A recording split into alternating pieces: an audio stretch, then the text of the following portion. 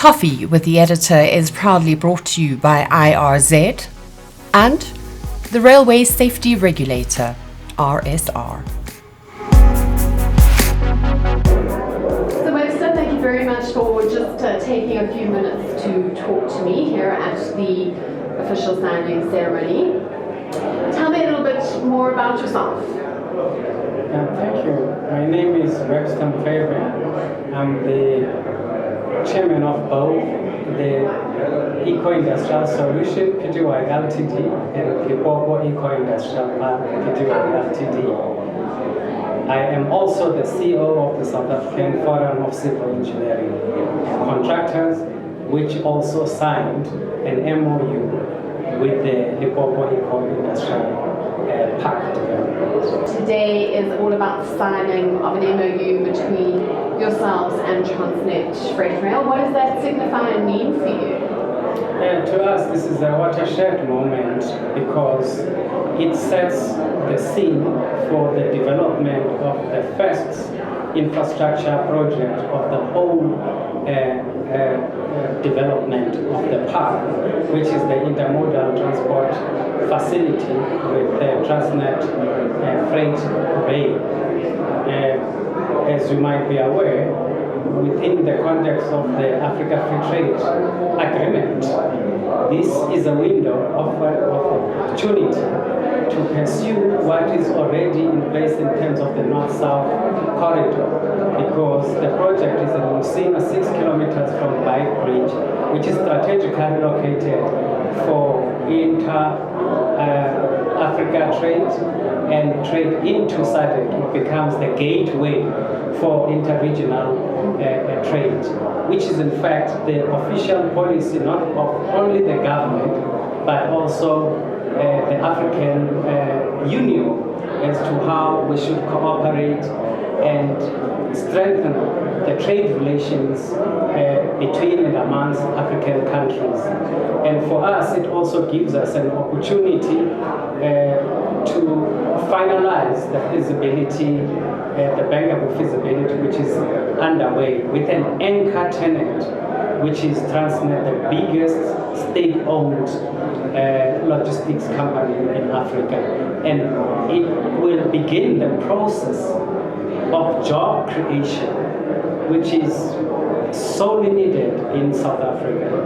I've quoted, for example, statistics that over of the 20.3 million youth between the ages of 15 to 34, 40.3% of them are neither in training, education, or employment, which is a catastrophe for South Africa.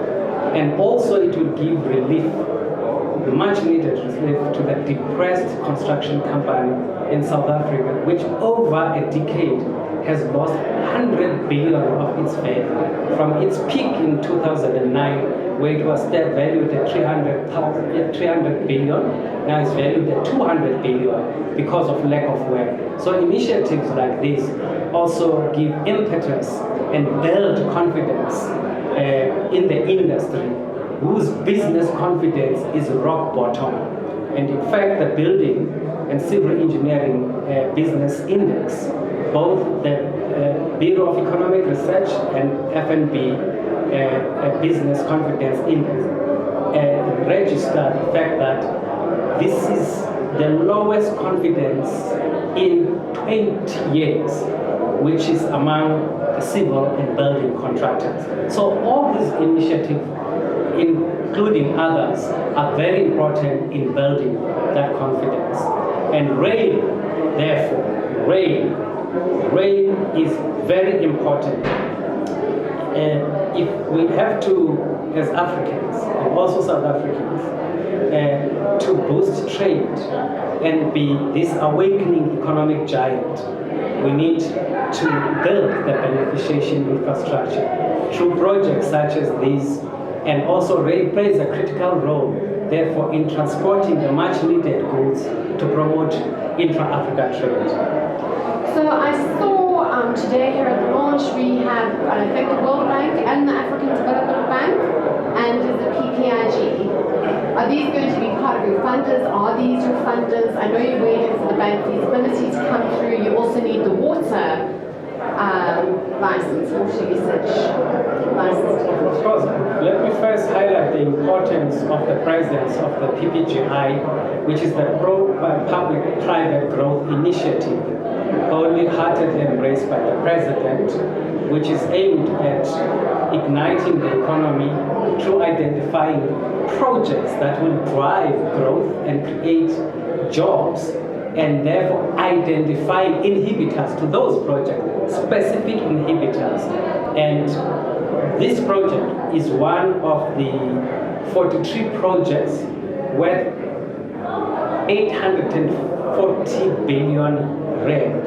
And this project in particular is one of the top national priority projects under the PPGI projects with the presidency.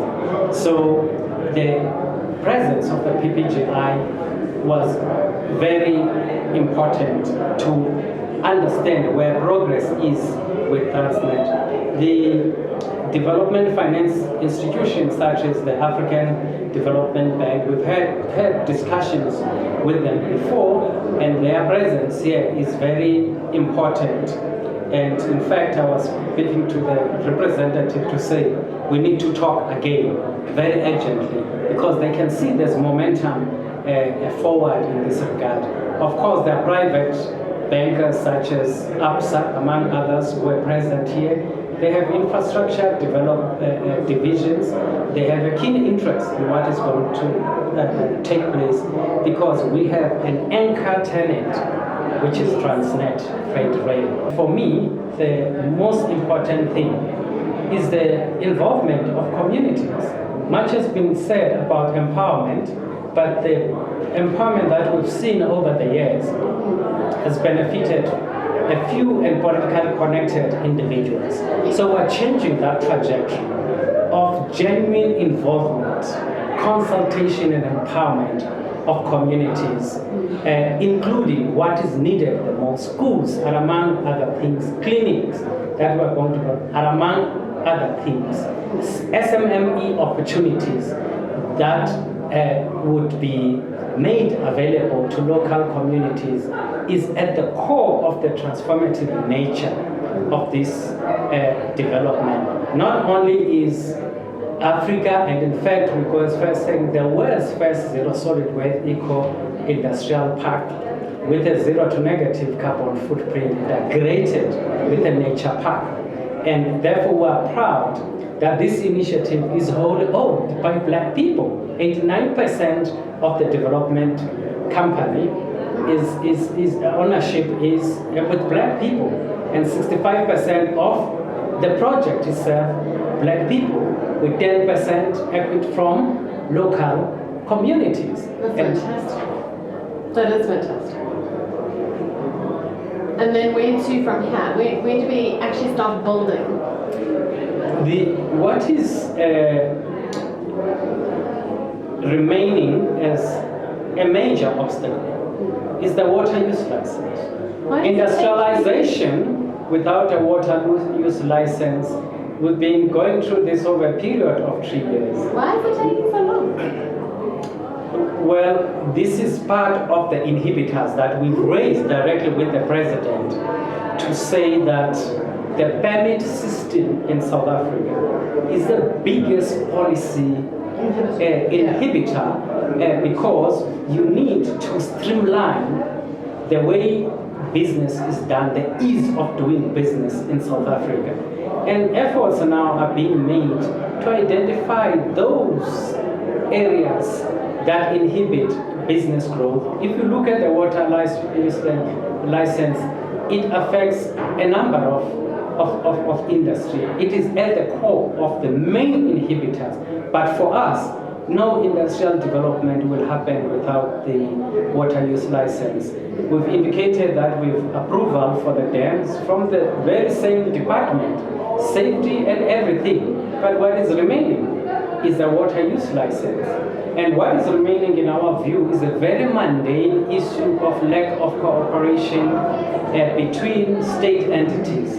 For example, we've signed an MoU with Limpopo Northern Water Board okay, among other stakeholders, to provide water, because our key and core function is not water provision. So we've appointed them to do that on our behalf. But the district says, no, we also want to get involved. Now we are expected as a private sector stakeholder to cause two state entities to meet and have an agreement, which is an impossibility. Hence, we've elevated this matter. As far as I'm concerned, it is a mundane pedestrian issue that can be resolved without any delay, especially when the president gave a personal undertaking to all economic sectors on the 29th of January this year on the sidelines of the Busa Economic Indaba that he will personally ensure that all inhibitors are removed. But as you know, the president will not practically do that. People should take instructions from above and make this thing happen. And among other misnomers and myths among some government officials is to think that their role is to regulate and set the law, not to enable and facilitate. And I've said this to the Department of Water and Sanitation to say, guys, your role is not only to regulate, but is to enable and facilitate. And I hope that message will sink and that this matter will be finally resolved.